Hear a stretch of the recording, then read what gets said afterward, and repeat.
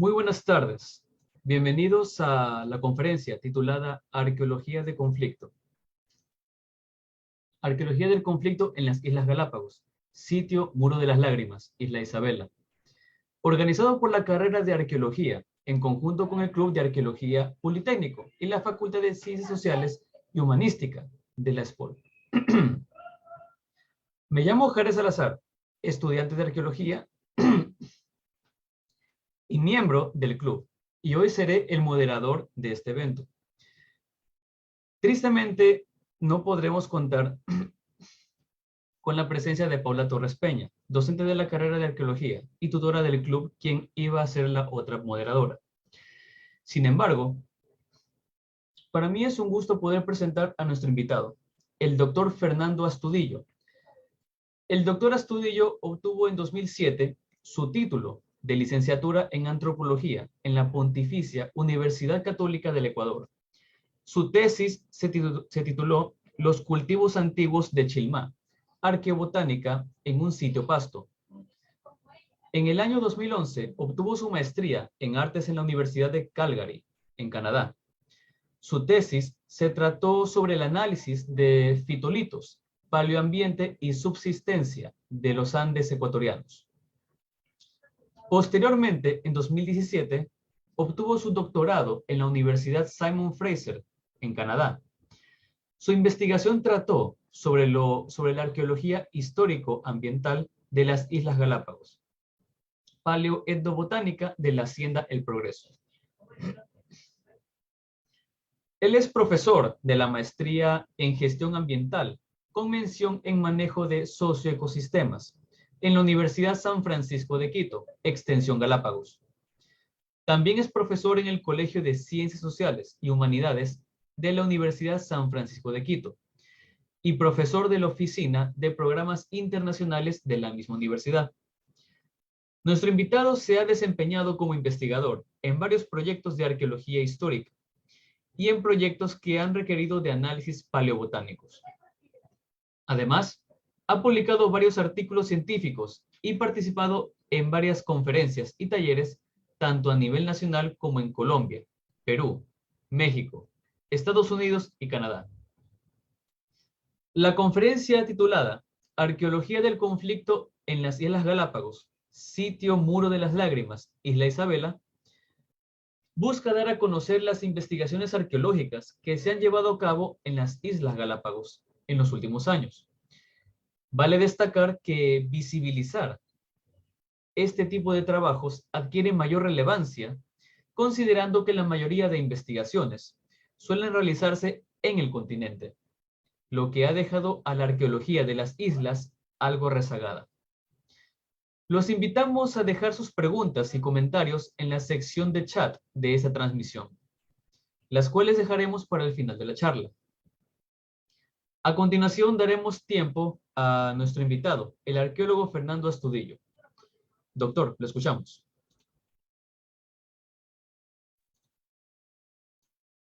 Sí, buenas tardes con todos los invitados, los asistentes a esta conferencia. Para mí es un gusto, estoy muy contento de poder compartir mi más reciente investigación con los colegas y estudiantes allá en la carrera de Arqueología de la ESPOL. Así que sí, muy contento. ¿Empezamos, Jared? Sí, por supuesto, empezamos. Ok, entonces, a ver, voy a compartir la presentación. Me confirman, por favor, si se puede, se aprecia. A ver, entonces, para hoy lo que les quiero contar y quiero conversar con todos los asistentes es un proyecto que empezamos el año pasado en la isla Isabela. Y es un proyecto de arqueología contemporánea, de la época contemporánea, de mediados del siglo XX. Y es interesante pensar que la arqueología no es solamente el estudio del pasado muy, muy lejano, sino que técnicas y métodos en arqueología pueden compartir y colaborar y complementar algunas narrativas históricas del pasado reciente. Y esto es precisamente lo que estamos haciendo actualmente en este sitio histórico llamado Muro de las Lágrimas, que tiene varios componentes de ocupación humana interesantes y que la arqueología puede aportar, sobre todo en algunos aspectos claves con respecto a las narrativas históricas en las Islas Galápagos. Así que hoy, voy a presentar lo que hicimos durante este verano. El mes anterior, todo el mes de junio, estuvimos realizando trabajo de campo en la isla Isabela. Así que hoy, junto a mis estudiantes, quienes colaboraron, me ayudaron con esta presentación, les vamos a presentar algunos de los resultados preliminares y algunas ideas, conclusiones muy preliminares a las que estamos llegando actualmente luego de realizar una prospección arqueológica en este sitio específico. Así que muchas gracias nuevamente y bueno, empezamos con la exposición de mi trabajo. Bueno, antes de nada, antes de ir directamente a los detalles del trabajo, es importante recordar, ubicarse un poco en el espacio. Bueno, las Islas Galápagos son una provincia del Ecuador que está ubicada aproximadamente 1.100 kilómetros hacia el occidente de la península de Santa Elena, del Golfo de Guayaquil. Están ubicadas muy cerca de la línea ecuatorial. Es un archipiélago volcánico que tiene ya casi 6 millones de años de antigüedad y es muy, muy interesante entender cuál ha sido la historia humana de la ocupación de este archipiélago.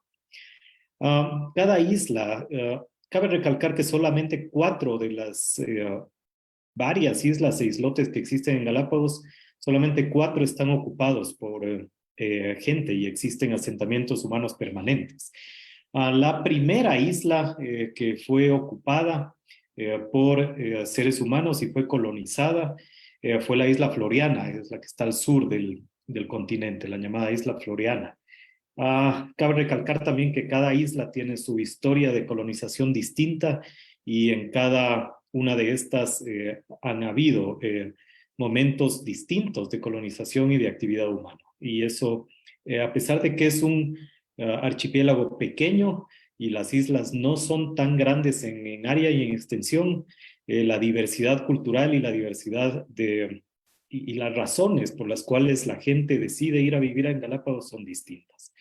Entonces, cada una de estas islas fueron ocupadas y colonizadas en diferentes épocas, siendo Floriana la primera, el primer proyecto de colonización.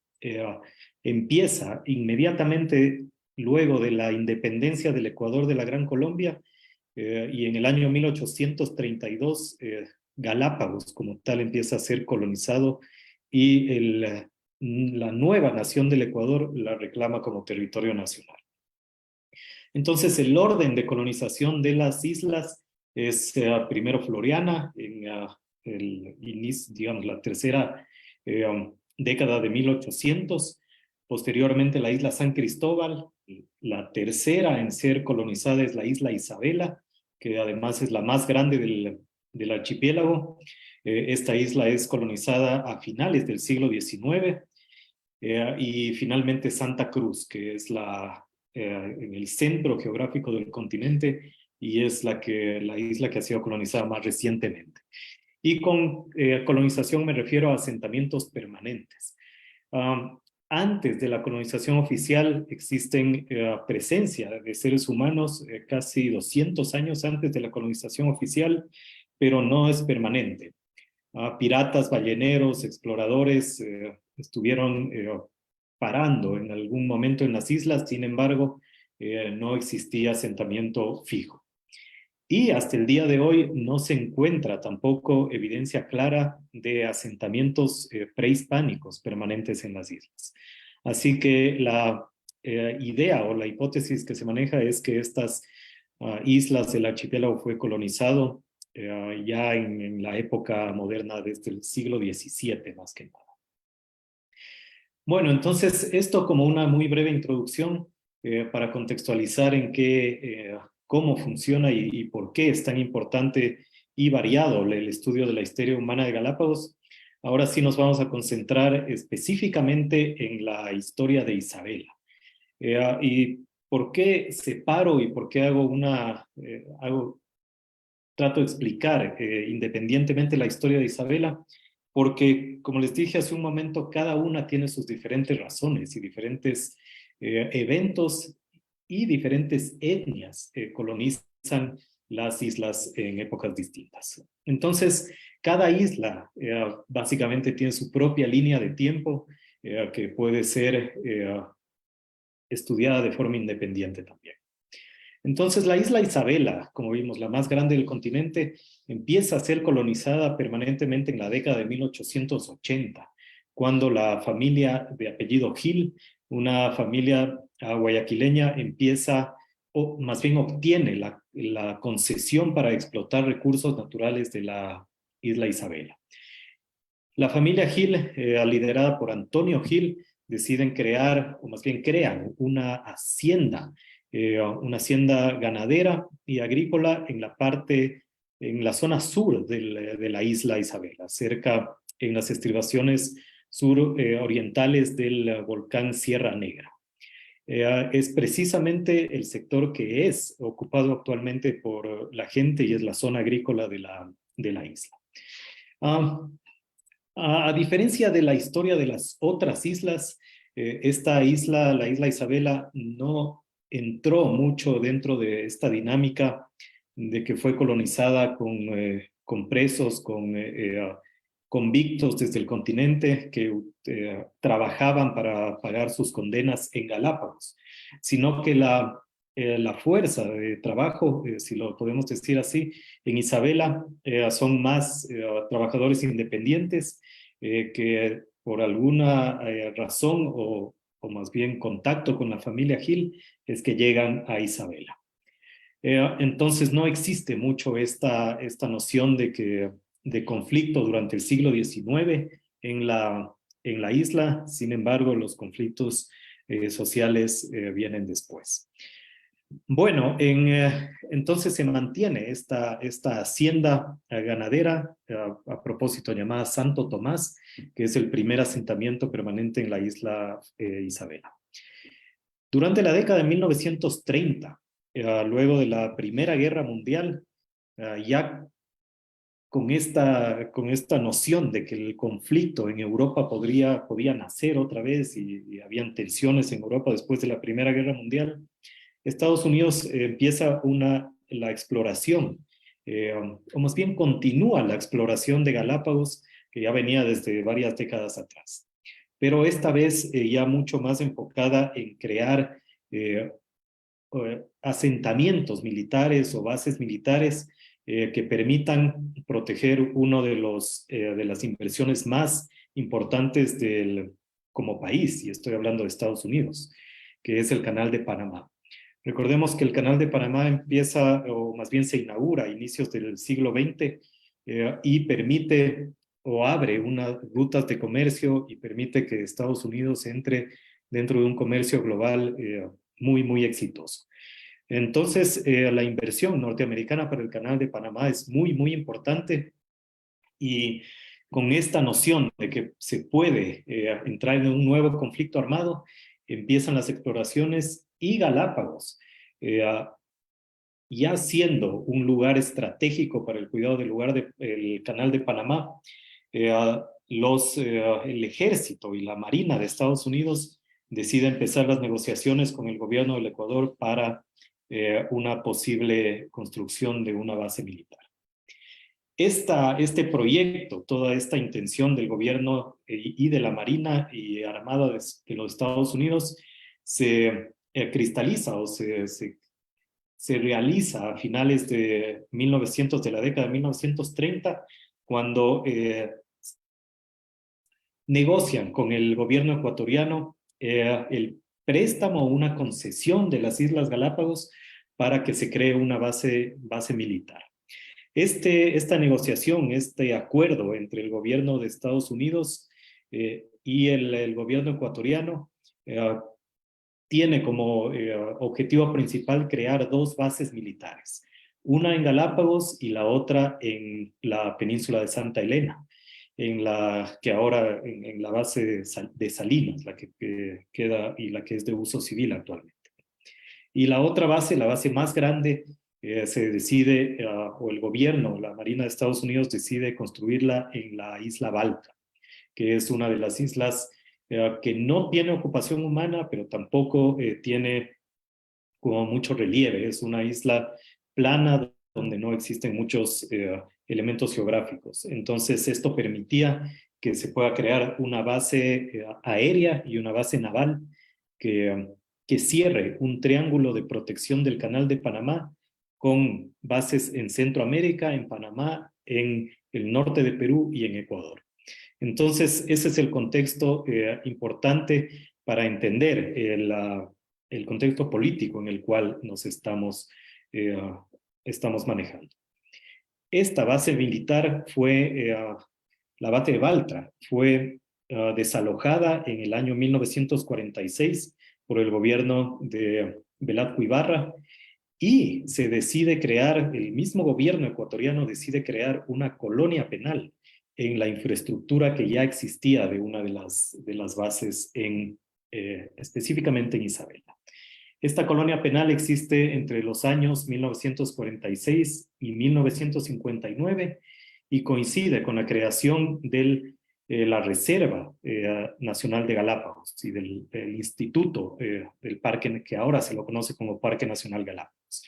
Y a partir de esa década, o de ese año, 1959, es que se cierra esta era de Galápagos como lugar de exilio, como lugar de destierro, etcétera, etcétera. Entonces, esto un poco para entender la línea de tiempo en la cual nos estamos moviendo.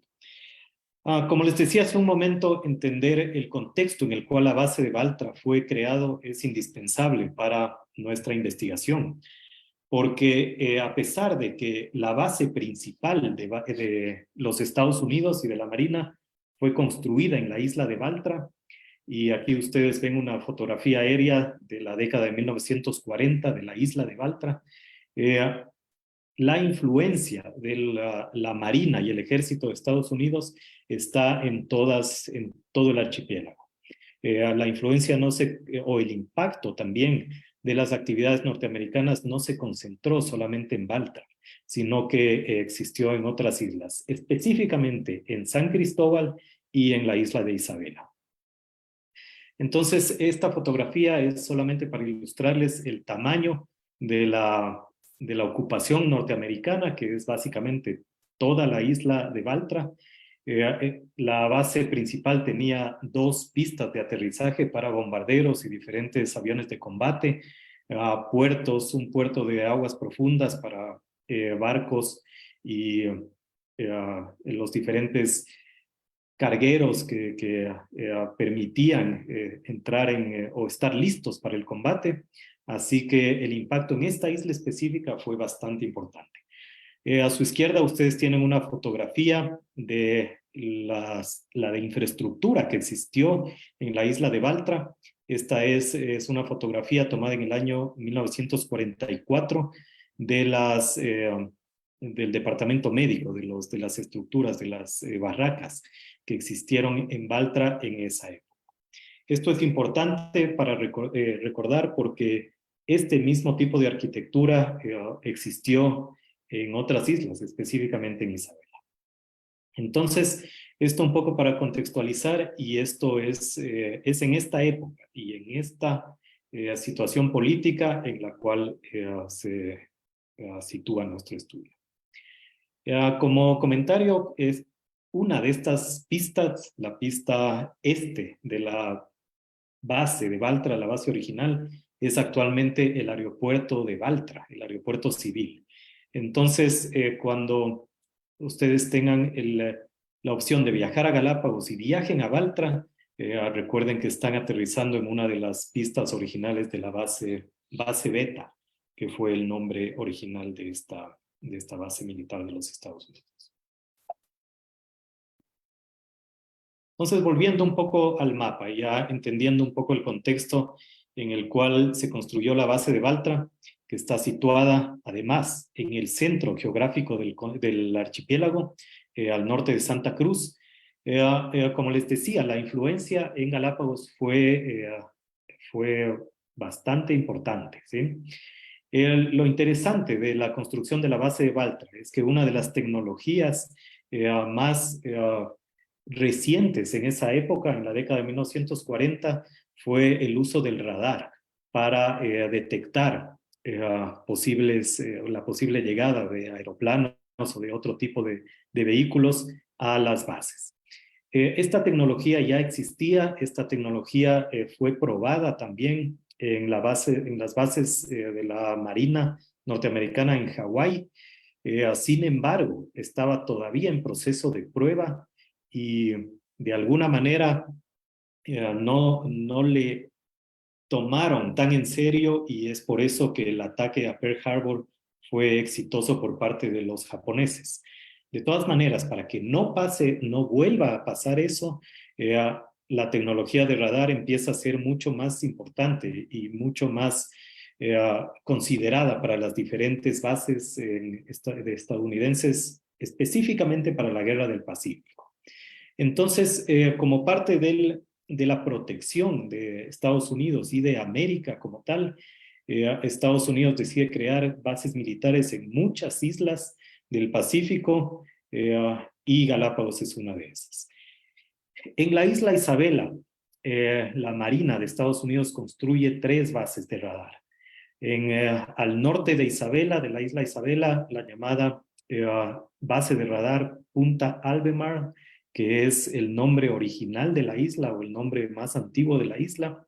La segunda base de radar estuvo ubicada al sur-oeste de la isla, en la llamada Punta Cristóbal, que actualmente también es conocida como Caleta Iguana. Es un sector, estos dos no son sectores de fácil acceso, están muy, muy lejos de cualquier asentamiento humano, y la única opción es llegar en barco o tal vez en helicóptero.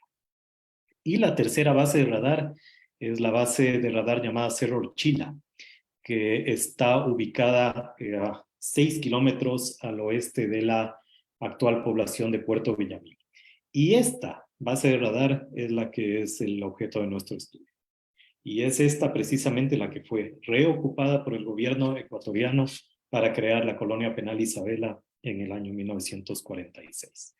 Entonces esto un poco para contextualizar y ver en un mapa en dónde están ubicadas las diferentes, el impacto de la base militar de Baltra. Como paréntesis, en San Cristóbal existió, es la única isla de todo el archipiélago que tiene varias fuentes de agua dulce.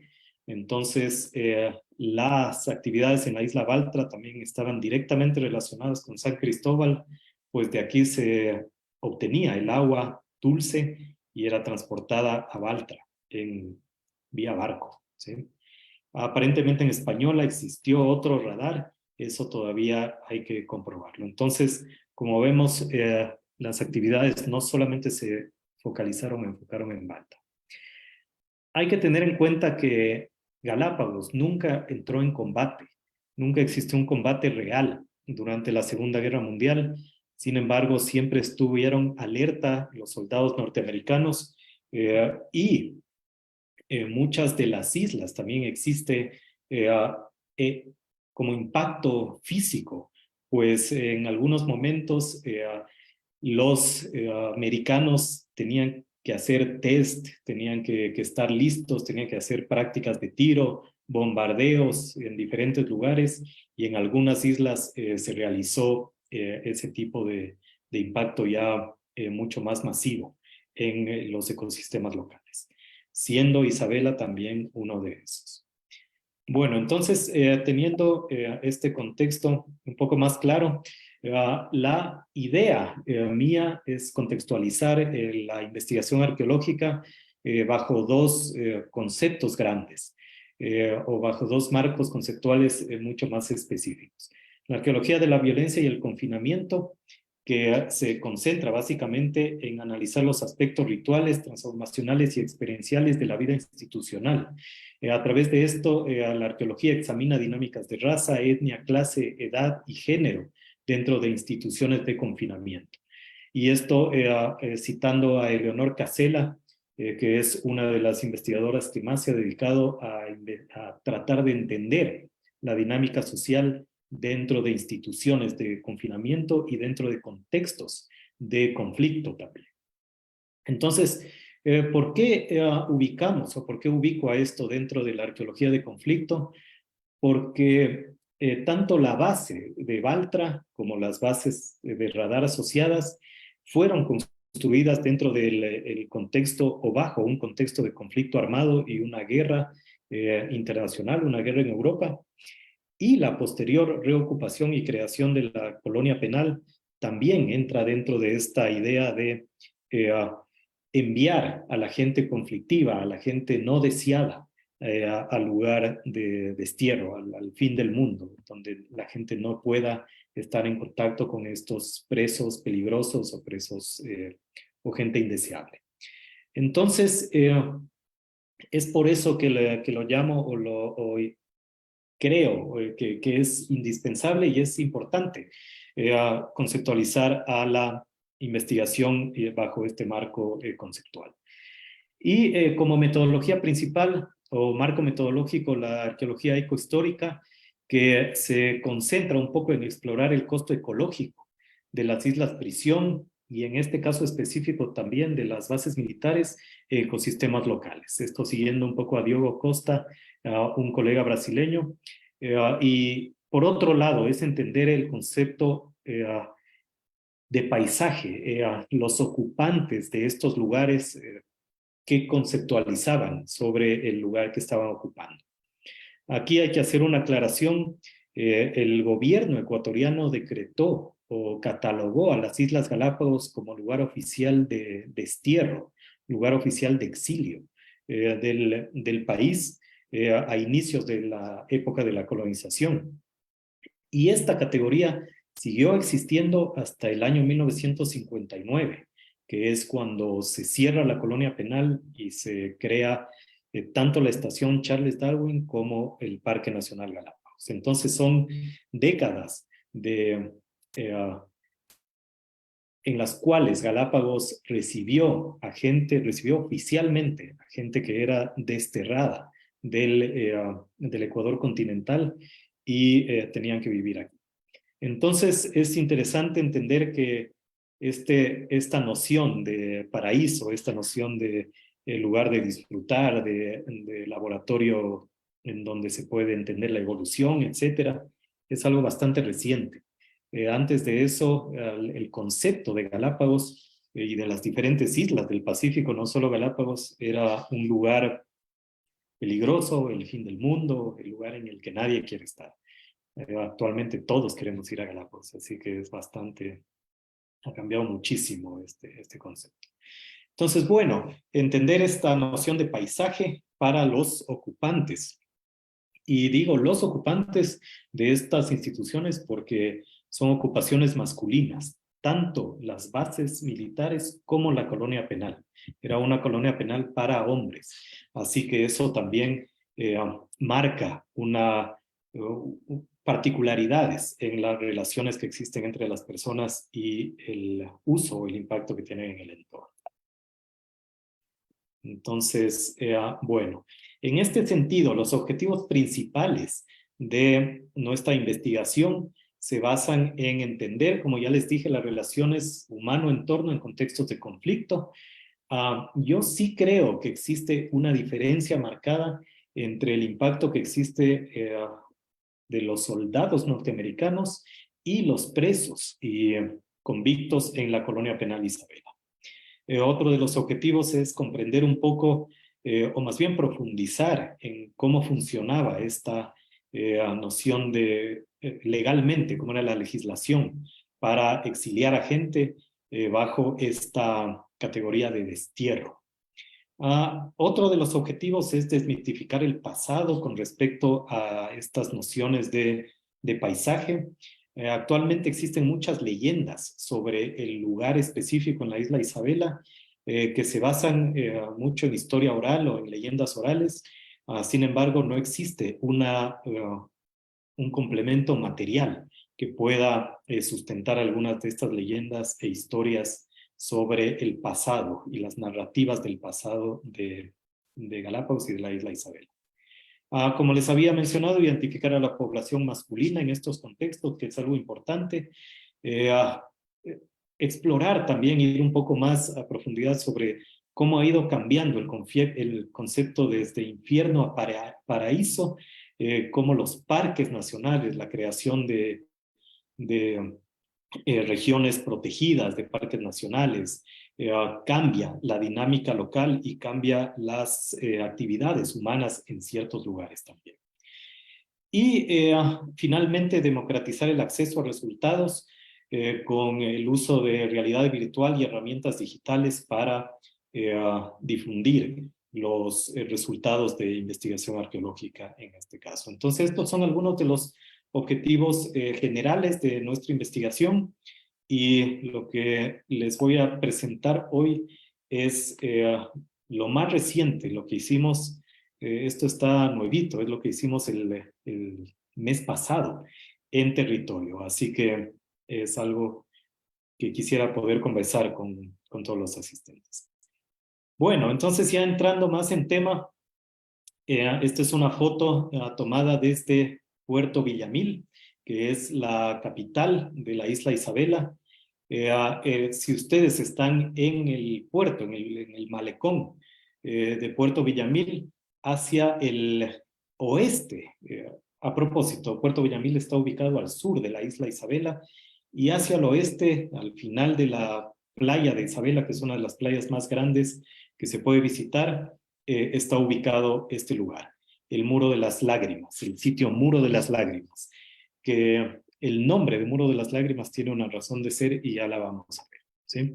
Entonces, este lugar está ubicado a aproximadamente 6 kilómetros de la población actual de Puerto Villamil. Está detrás de unos volcanes extintos y junto a uno de estos, aquí donde estoy señalando, se ubicaba una de las antenas de radar, la antena de radar de Cerro Orchila. Entonces, esta base militar, Cerro Orchila, estuvo ubicada en este lugar y es la más cercana y la que se puede acceder actualmente por vía terrestre.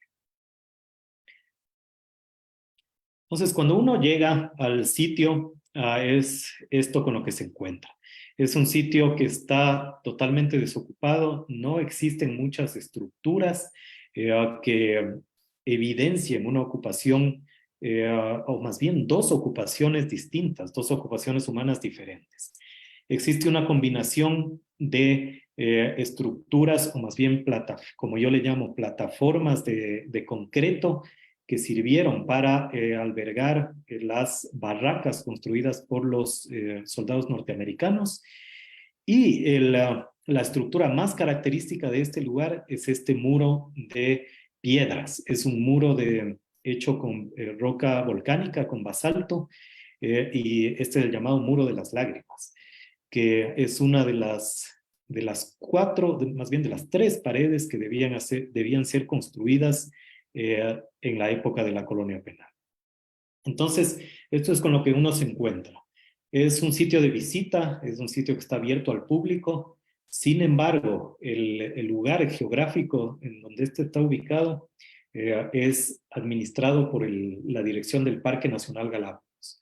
Esto no es un sitio agrícola, está fuera de la zona urbana, está dentro de Parque Nacional, y eso crea condiciones particulares para realizar diferentes tipos de investigación en este lugar.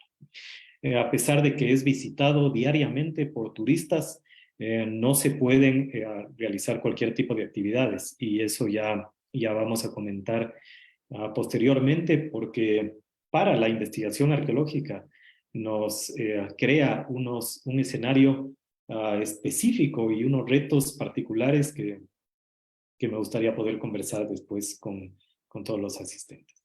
Así que bueno, así se ve el sitio. Esta foto fue tomada en junio de este año. Generalmente no es tan verde. ¿Por qué se ve vegetación verde y se ve vegetación también parece que está bastante tupida? Recordemos que este es un año donde el fenómeno del Niño está afectando bastante al ecosistema, a la temperatura, a la cantidad de lluvia, a la temperatura del océano. Entonces, esto no es lo que normalmente uno puede ver en este lugar. Sin embargo, les quería mostrar lo que nos encontramos nosotros, y esto significó bastante reto para poder realizar una prospección en el terreno. Bueno, ¿qué existe en este lugar? Y vean la diferencia entre las fotos. Estas fotografías fueron tomadas en octubre del año pasado y el sitio parece que está totalmente distinto. Parece que es otro lugar. Sin embargo, es el mismo lugar geográfico. A ver, ¿qué existe?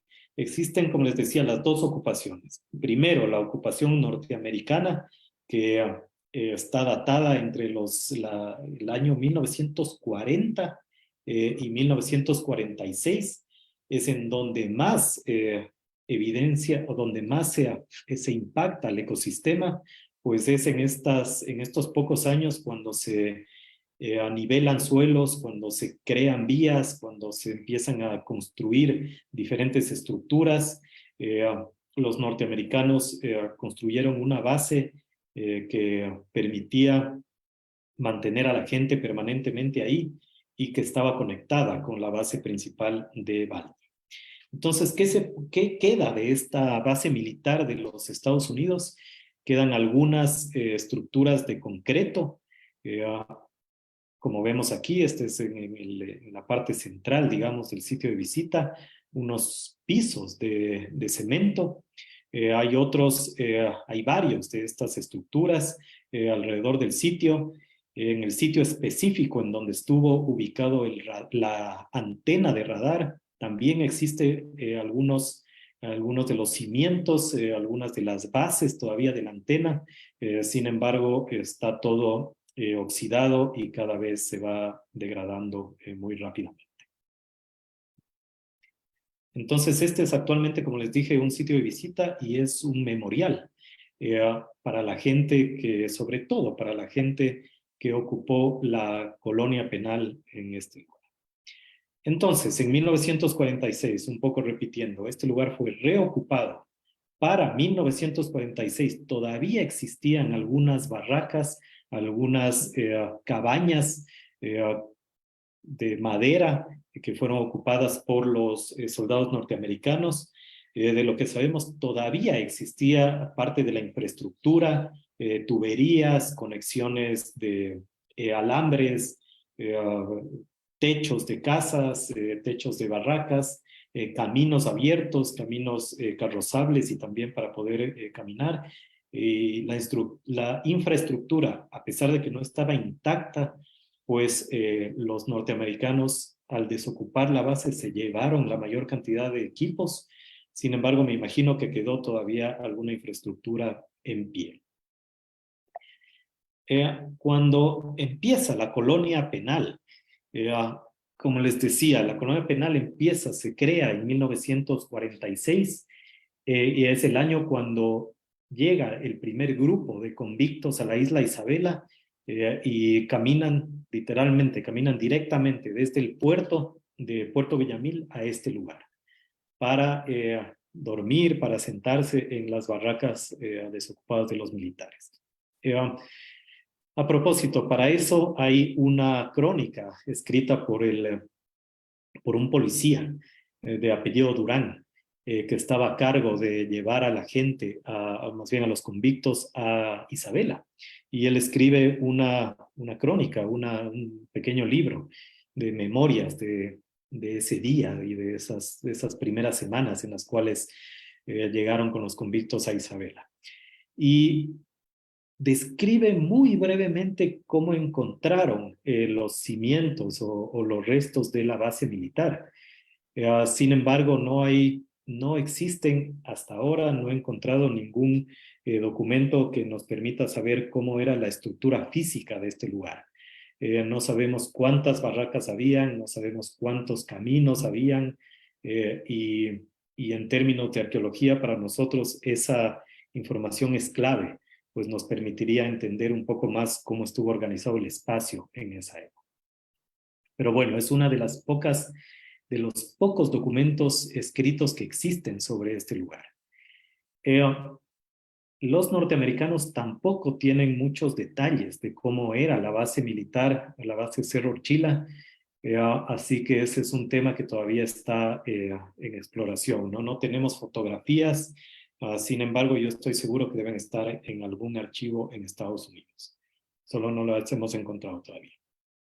Bueno, entonces, cambiando un poco a la segunda ocupación del lugar, llegan los presos, llegan los policías de la policía del Ecuador, que en esa época se llamaba Guardia Civil, además. Estoy hablando de la década de 1940, y reocupan la infraestructura existente. Sin embargo, en este lugar no hay agua, en este lugar, en el suelo, no hay cómo sembrar cosas.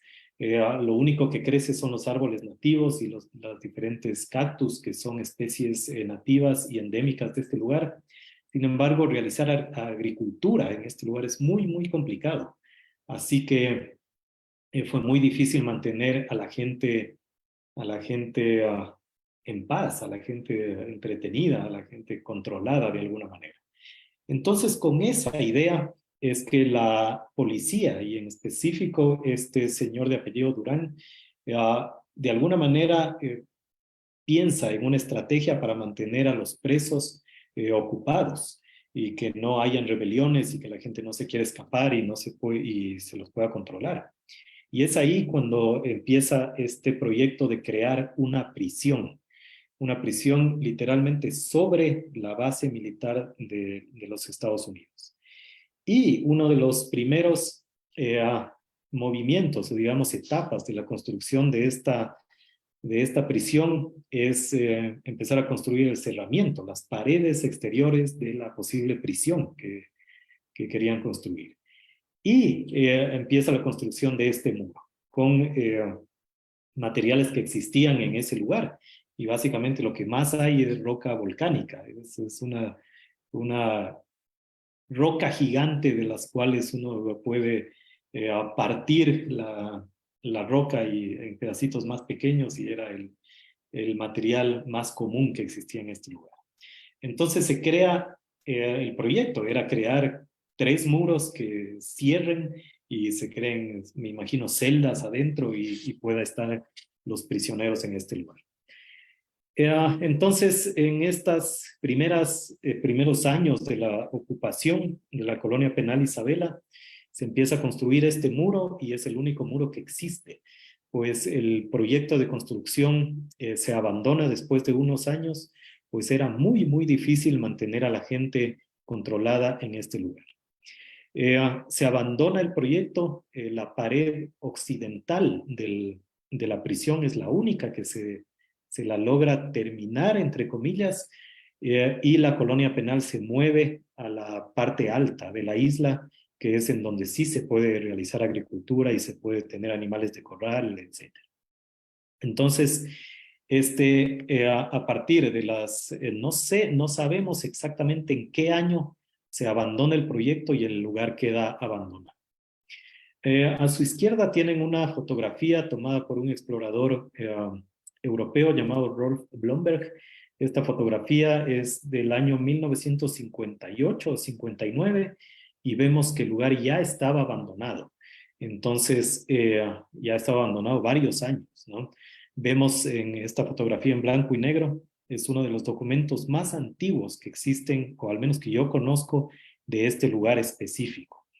Y aquí vemos que existe, es muy parecido a lo que existe actualmente. Existe el muro de piedra de la colonia penal y vemos que ya no existen las estructuras de madera que supuestamente deberían estar en este lugar que estoy señalando aquí, ¿sí? Entonces, esta es un poco la historia, esta es una de las pocas evidencias materiales que existe de la colonia penal como tal, y este es el llamado Muro de las Lágrimas. ¿Y por qué tiene ese nombre? Está asignado por todo el sufrimiento que aparentemente tuvieron que experimentar los prisioneros de la colonia penal Isabela, que fueron los que construyeron a la fuerza y también con mucha violencia por parte de la policía este muro. Entonces el Muro de las Lágrimas está asignado en memoria de todo el sufrimiento que los presos experimentaron en este lugar.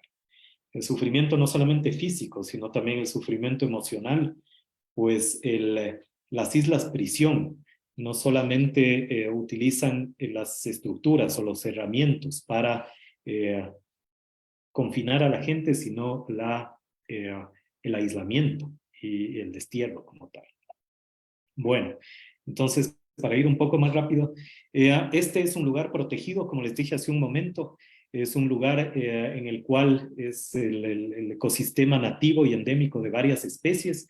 Aquí tienen, les he puesto 3 especies que viven en el sitio, 3 especies endémicas, la tortuga galápagos del volcán Sierra Negra, este es el llamado gavilán de Galápagos, que es una especie también muy, muy particular de este lugar, y todas están en peligro, y acá a su derecha son las iguanas marinas de Galápagos y como vemos están viviendo o más bien la construcción de estos lugares impactó directamente a los lugares en donde estas especies viven y en donde han evolucionado durante ya muchísimo tiempo. Y no solamente existen especies de fauna, sino de flora también, y vamos a ver que eso creó unos retos interesantes para la prospección arqueológica. A ver, entonces, considerando que este es un sitio protegido y que no se pueden realizar actividades de la misma manera que uno la realiza en el continente, el año pasado, en octubre del año pasado, utilizamos un dron con el sensor LIDAR para crear un primer levantamiento topográfico del lugar y también utilizar el sensor LIDAR para poder realizar un modelo de superficie que nos permita de alguna manera saber cuál es el impacto en la superficie de estas 2 ocupaciones humanas. Entonces, luego del vuelo LIDAR, y esto seguimos haciendo todavía, hemos podido identificar algunos lugares en donde existe modificación de la superficie, modificación intencional de la superficie. Me refiero a construcciones, a caminos, a vías, a cortes del terreno, de la superficie, y eso es algo que son una de las conclusiones preliminares. Y el LIDAR lo que hizo es sugerir lugares donde posiblemente exista otras estructuras y actividad humana. Y este verano, el mes pasado, fuimos a caminar en el terreno y tratar de ubicar estos lugares y comprobar si es que eran lugares de habitación o más bien lugares de actividad humana o no. Entonces, ¿qué hicimos este verano como parte del proyecto Arqueología Digital y Realidad Virtual en el sitio Muro de las Lágrimas? Hicimos una prospección aleatoria del lugar en un área de aproximadamente 5 hectáreas. Hicimos la prospección. En primer lugar, era una prospección sistemática. Sin embargo, por las condiciones del lugar, por la vegetación que no nos esperábamos que esté tan tupida, y por las restricciones que existen al trabajar en un parque nacional.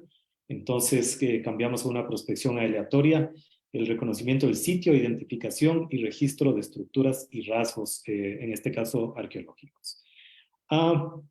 Esta es una ocupación de la década de 1940, entonces la cultura material todavía se la puede encontrar en superficie. Y esto facilitó muchísimo nuestro trabajo porque mucha de la evidencia material todavía está en superficie, y tenemos diferentes tipos de cultura material que ya los vamos a ver en un momento. Entonces hicimos recolección superficial y empezamos con la etapa de laboratorio también e identificación de la cultura material. Entonces, como resultados del trabajo de campo, los rasgos y cultura material registrada en el año de 2023 fueron 26 rasgos arqueológicos o 26 rasgos materiales que se refieren a estructuras y modificaciones del terreno, porque esto también es interesante considerarlo. Entre esos 2 tanques de metal que fueron abandonados por los norteamericanos, 19 plataformas de concreto que esto sugiere que sobre cada una de estas plataformas existió una barraca, una casa o una cabina, 5 estructuras cuadrangulares de basalto que sirve posiblemente para paredes de contención o muros de contención de otras estructuras que servían para otras funciones, 2 acumulaciones de basalto que posiblemente estaban asociadas a un sistema de tuberías que existía o que los americanos construyeron en este lugar, y una terraza que todavía no sabemos una terraza artificial que todavía no sabemos para qué servía. Y en los tipos de cultura material que hemos encontrado son vidrios, de botellas, elementos de vidrio más que nada, asociados a botellas, a ventanas, 2 tipos de porcelana asociados al uso, o más bien a un tendido eléctrico que existía en el lugar, varios elementos de metal, conchas, fauna, y varios tipos de elementos que voy a tratar de resumir, o de artefactos que voy a tratar de resumir hoy, ¿sí? Entonces, bueno, otro de los resultados que obtuvimos con el LIDAR fue el análisis de la topografía, luego de analizar los modelos digitales de terreno, y podemos ver específicamente cómo fue construido el complejo central de la base militar, que posteriormente el Muro de las Lágrimas fue construido sobre este lugar. Entonces, estos modelos nos permiten saber también cuál fue el sistema o en dónde están ubicados todas estas modificaciones de la superficie. Y a partir de ahí podemos explorar cuál es el área de impacto real, y a partir de ahí empezar a pensar en el número de habitantes en este lugar específico. Así que eso es importante, uno de los resultados preliminares del uso de sensores remotos en este lugar. Perdón, para regresar. Y a propósito, todo esto está realizamos en conjunto con el Instituto de Geografía de la Universidad San Francisco de Quito, que es quienes tienen los equipos y la tecnología para poder realizar y lograr estos resultados. Bueno, ahora les voy a mostrar básicamente, estos son algunos puntos geográficos en los cuales existe actividad o evidencia de actividad humana. Esto un poco para ilustrar que la actividad no estuvo centralizada en el complejo central, digamos, sino que existe evidencia mucho más lejana de construcciones y de infraestructura, sobre todo de los americanos. Entonces, este polígono que creamos al inicio como un polígono tentativo en el cual la prospección arqueológica estaba enfocada, sin embargo, salimos de este polígono y sí existe evidencia fuera del complejo central.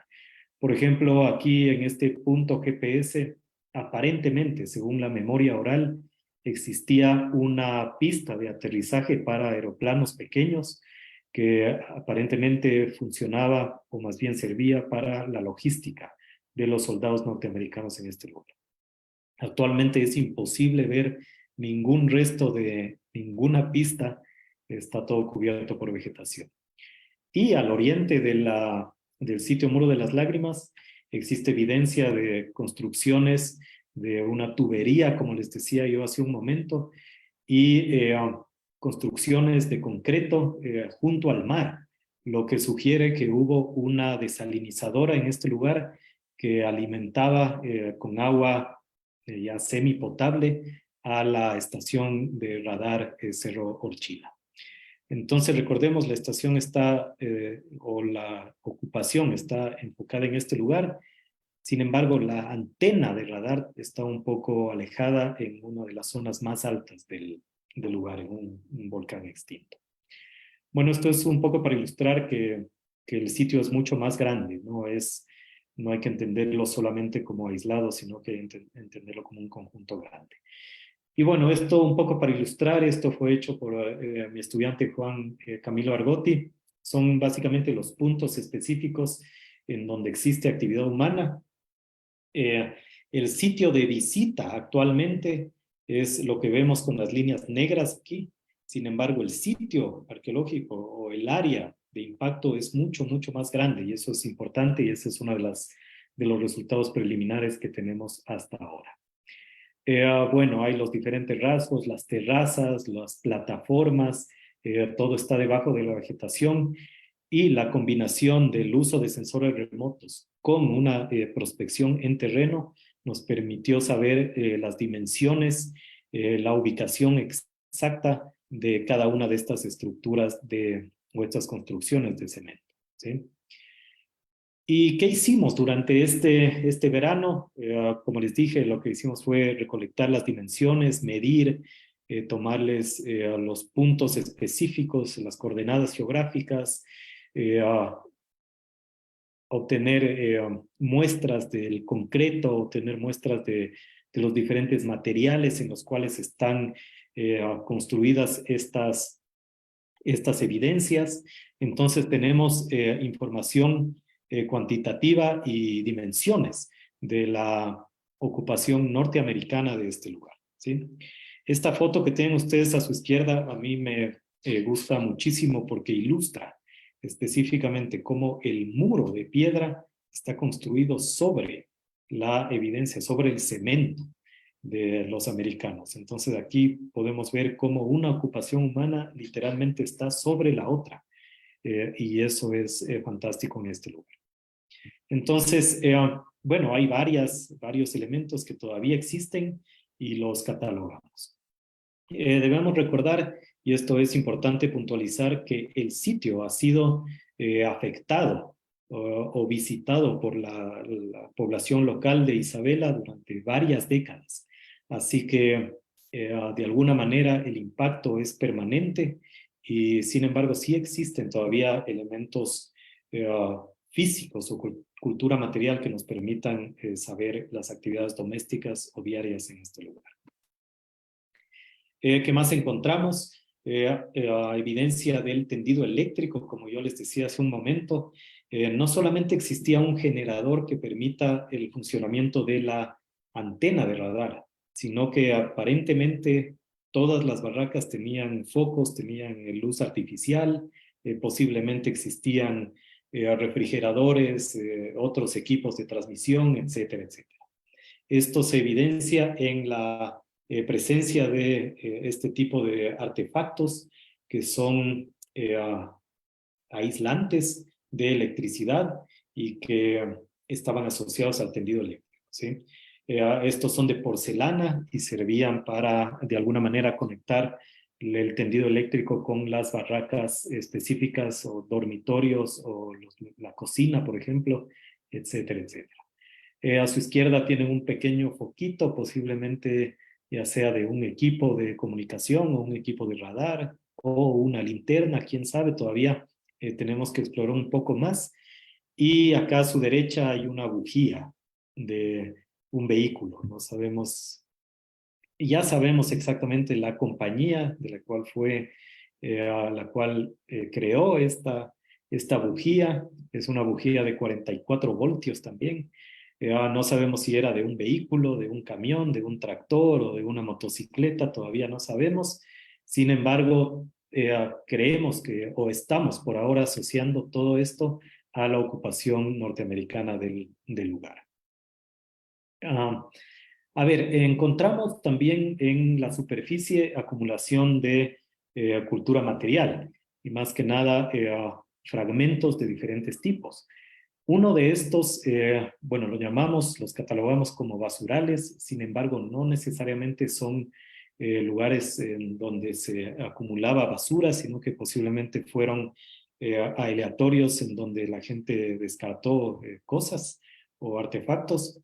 Entonces, uno de estos, ubicado muy cerca del actual Muro de las Lágrimas, y aquí podemos ver a Martina y Juan Camilo recolectando. Esto es una recolección superficial, ¿no? No excavamos más de 5 centímetros de la superficie y ya pudimos obtener varios fragmentos de artefactos.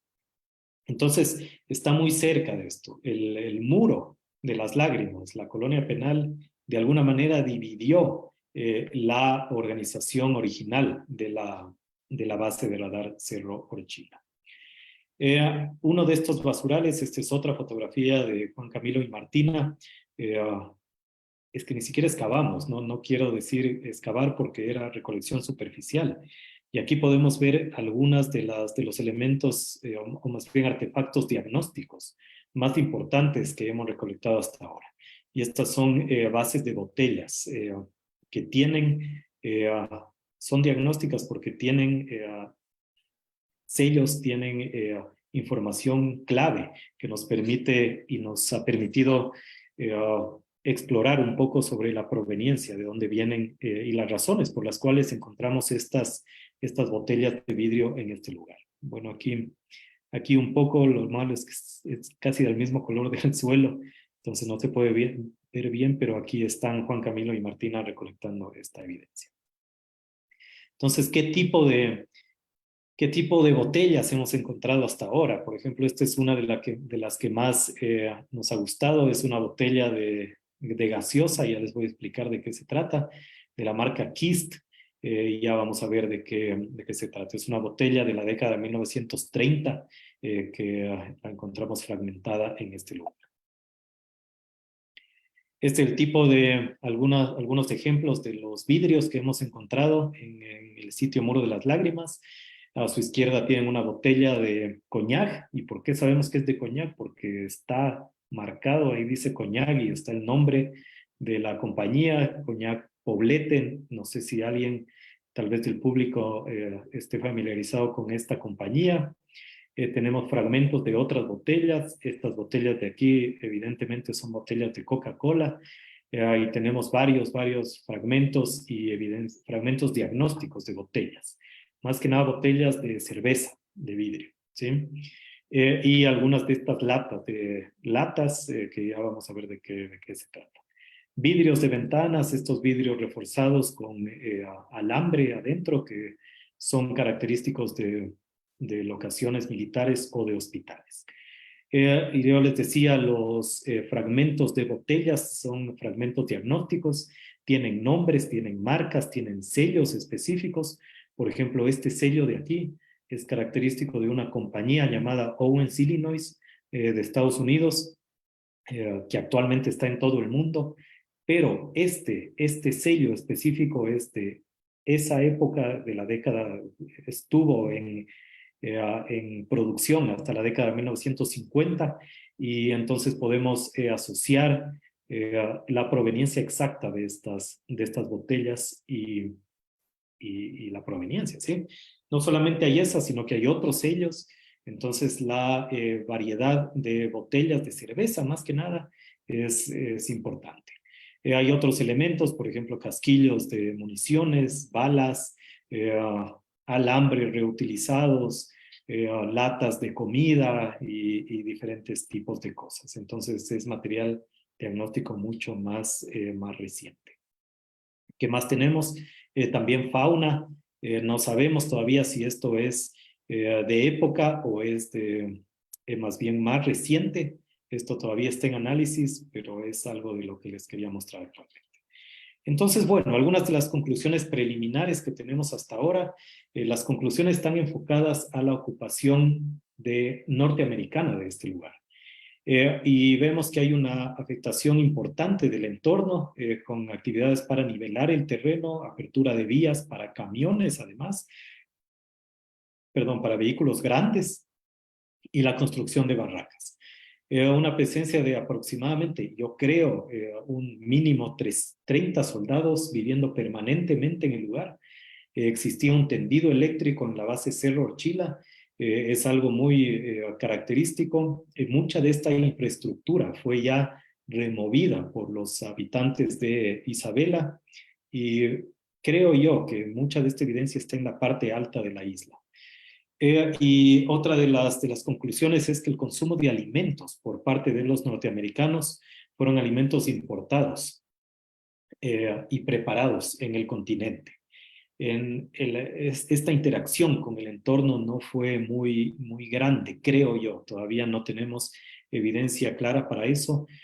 A diferencia de la colonia penal, que era una colonia penal muy pobre y no tenía este soporte y este apoyo desde el continente, ¿no? ¿Y qué nos dice la cultura material que encontramos por ahora? Esta es la botella de la gaseosa que les mencionaba. Esta es una botella de una marca llamada Kirst, que eran gaseosas de diferentes sabores. Las latas o algunas de las latas oxidadas que hemos encontrado son latas antiguas de cerveza que fueron consumidas y por todos los soldados norteamericanos, no solamente en Galápagos, sino que en muchos lugares. Y eso nos dice muchísimo de las razones por las cuales están esta evidencia en este lugar. Y eso nos da a pensar de que el consumo de este tipo de bebidas y de otros alimentos refuerza de alguna manera el nacionalismo norteamericano a través de consumir productos que asocien directamente a la gente con su lugar de origen, con su país, ¿sí? Entonces, en este caso, no es accidental que exista cerveza envasada, no solamente producida, sino envasada en Estados Unidos y transportada directamente a estos lugares remotos. Lo mismo con las gaseosas, lo mismo con la Coca-Cola y lo mismo con otro tipo de alimentos. Lo que hacen es tocar mucho este tema de la nostalgia y el nacionalismo para reducir de alguna manera el sentido de aislamiento en estos lugares y mantenerse más cercano a la nación. Y también reforzar esta idea de que la nación es la que está en combate y se está defendiendo a la nación original, ¿sí? Entonces, por ahí van un poco las conclusiones actualmente. Por temas de tiempo voy a quedar ahí más bien para conversar. Agradezco a la Unidad Técnica Isabela. Esto, a propósito, tenemos un permiso especial para poder hacer investigación en este lugar. a los guardaparques que nos apoyaron muchísimo, a los administradores de los hoteles Tero Real y Sun Island, donde nos quedamos este verano, y a quienes nos recibieron en Isabela. Así que, bueno, esta es una foto nosotros en la parte alta del famoso Muro de las Lágrimas. Así que muchísimas gracias. Cualquier comentario, por favor, es mi dirección de email y pueden comentar. Así que si tienen más información de este lugar y quieren compartir, por favor, contáctenme en cualquier momento. Así que muchas gracias por su atención.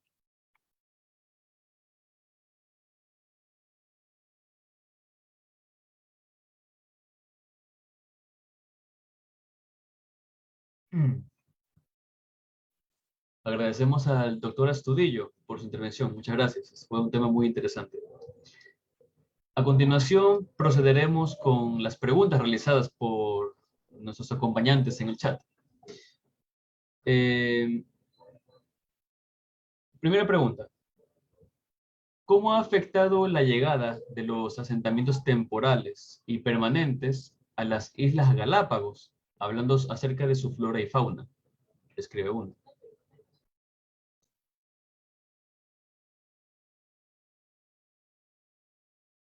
Perdón, ¿cómo ha afectado los asentamientos temporales?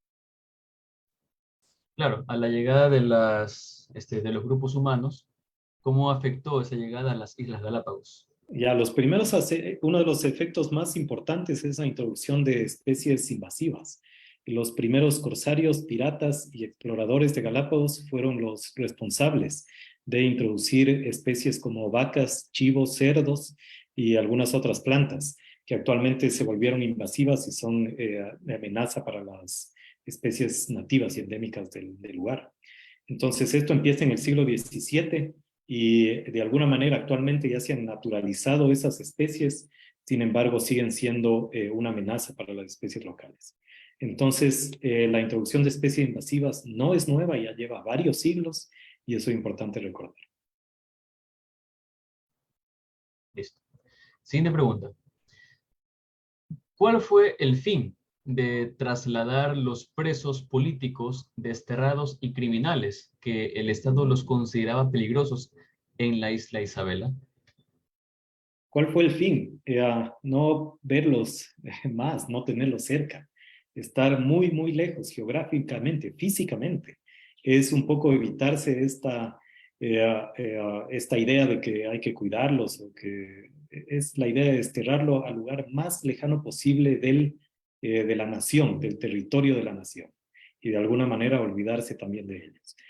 Así que ese era el objetivo, no solamente de esta colonia penal, sino de varias colonias penales y prisiones que existieron en islas desde el siglo XVII y posteriormente en varios lugares del mundo. Era olvidarse del problema y físicamente no verlo. Y que la isla sirva como límite natural para que la gente no se pueda escapar tampoco y no pueda volver a la civilización y a los lugares urbanos. Siguiendo con lo que usted dijo, ya no existen entonces ese penitenciario en las islas. Es decir, ya no están en funciones. No, ya no existe. Se cerró en el año 1959, se elimina, digamos, la colonia penal por falta de presupuesto y bueno, después de una rebelión por parte de los presos, se elimina esa idea y se cierra también esta idea de que Galápagos era el lugar de destierro, el lugar de exilio del Ecuador. Y nace una nueva era, que es la era científica de Galápagos como laboratorio natural. Pero eso es en la década de 1960. Antes de eso era el lugar para los olvidados y los desterrados. ¿Existe la posibilidad de que existan asentamientos parecidos a lo que usted ha mencionado y explicado, más allá de solo lo que fue la base de Baltra y el ex penal de la isla Isabela en las otras islas Galápagos? A ver, de lo que sabemos, en Isabela hay 3 de estas bases de radar. Una en Española, si es que no estoy mal, no sé si es de las mismas dimensiones, Existió una reserva de agua, una reserva para acumular agua en San Cristóbal. En la isla San Cristóbal, el mercado actual está sobre esa construcción norteamericana. Existen tuberías en San Cristóbal desde las cuales se obtenía agua. Y como les digo, ese es el impacto no solamente en Baltra, sino que en otros lugares. Es lo que conocemos hasta ahora. Y el impacto indirecto es la destrucción de algunas regiones porque los soldados hacían prácticas de bombardeo y de tiro, sobre todo en Seymour Norte, en la isla Santiago también, en la misma Isabela. Así que no solamente hay construcciones, sino también destrucción de algunos lugares durante la guerra. Eso es interesante pensarlo, ¿no? Siguiente pregunta. Mencionaba usted que desde 1832 las islas comenzaron a ser colonizadas y habitadas de manera frecuente y perenne. Entonces, las Islas Galápagos anteriormente siempre fue un lugar de paso y descanso para la navegación, sea por parte de Manteño, Inca, luego colonizadores españoles, corsarios. ¿No se encontraron algunas evidencias, indicios o restos que confirmen si hubo algún tipo de asentamiento de ellos en el pasado? No, no hay evidencia de asentamientos prehispánicos permanentes. No existe la cultura material y la evidencia arqueológica no fundamenta esa idea de que sí existía o que los indígenas americanos pudieron haber ocupado este lugar. Las primeras evidencias son de españoles, de navegantes españoles y posteriormente corsarios y navegantes ingleses, más que nada, son los primeros registros más antiguos que se tienen de las Galápagos. Pero, claro, no está cerrada esa posibilidad, pero todavía no hay evidencia que confirme ocupación indígena de las Galápagos. Siguiendo con su respuesta, no fueron colonizados ya por asentamientos precolombinos, pero de alguna u otra manera hay algún indicio de que las antiguas culturas precolombinas hayan tenido conocimiento de las Islas Galápagos. Hasta ahora no. Hay como varias hipótesis de que posiblemente los manteños pudieron haber conocido.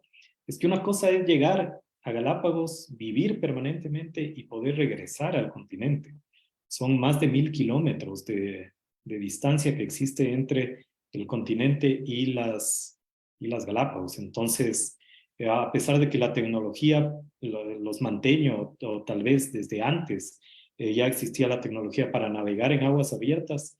No hay evidencia y no sabemos, una cosa es llegar, las corrientes marítimas puede que te permitan llegar y regresar es el tema. Entonces, no, nuevamente, no hay evidencia de ocupación indígena de Galápagos.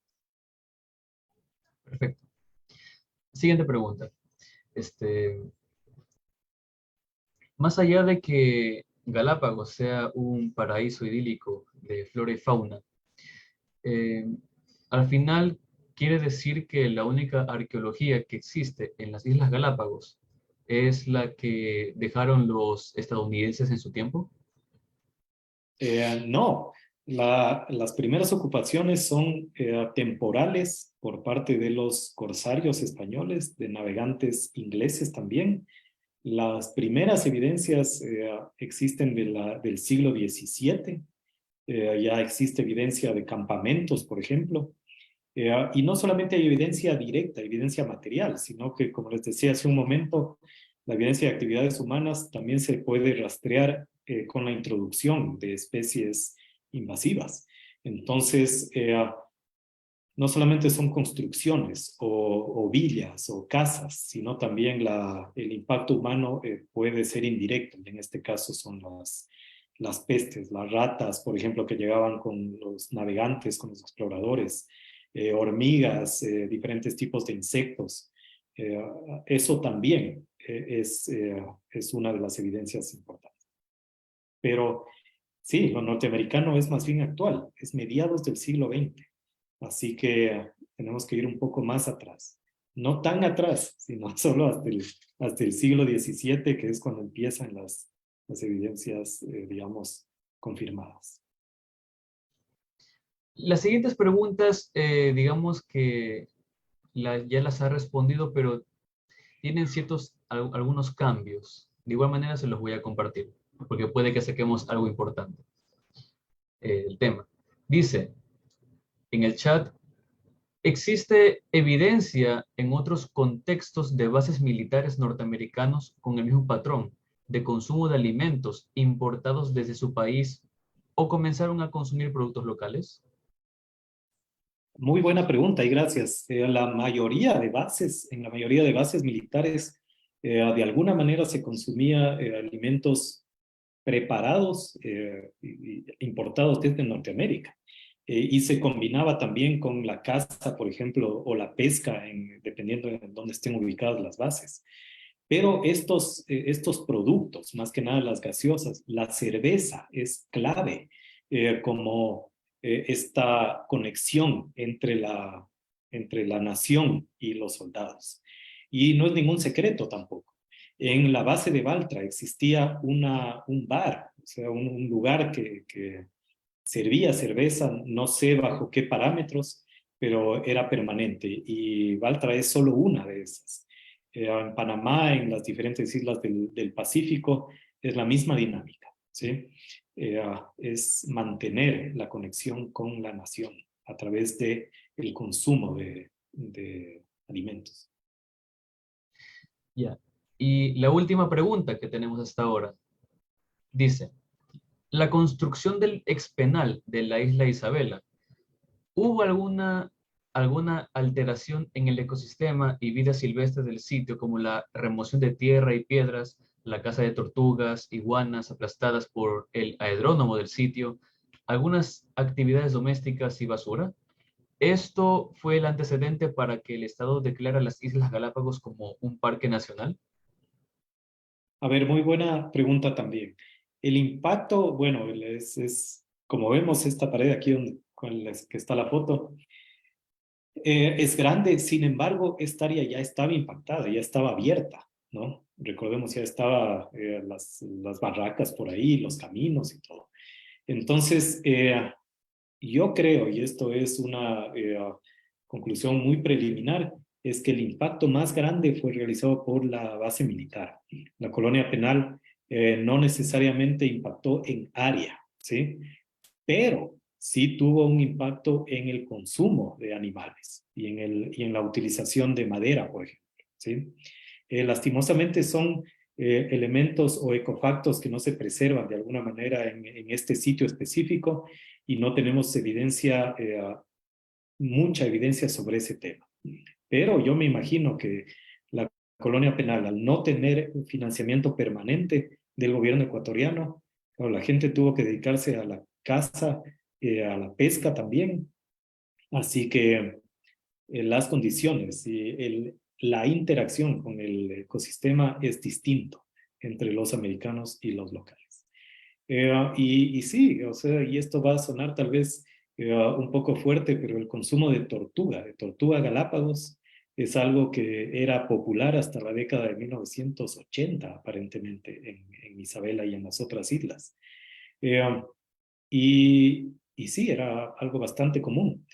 La segunda parte de la pregunta, si es que esto fue el detonante de crear la reserva protegida, no. La idea de reserva natural se crea en la década de 1930, casi 15 años antes de que esta colonia se cierre.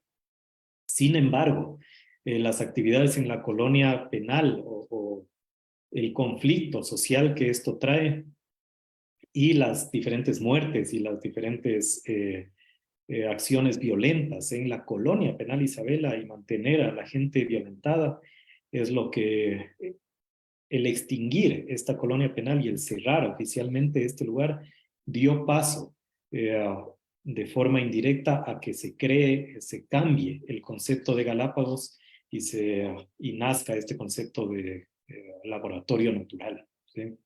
pero no es que existe es una coincidencia más que un proyecto de cambiar la noción de Galápagos del conflicto a lo científico o a la protección y conservación.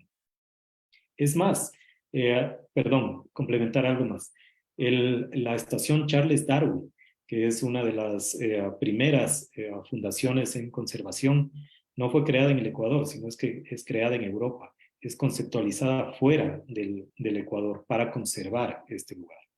Y claro, toda esta noción de conservar, de conservación, protección, no es algo que nace únicamente en el Ecuador, sino que es todo un contexto mucho más amplio y que fue aplicado.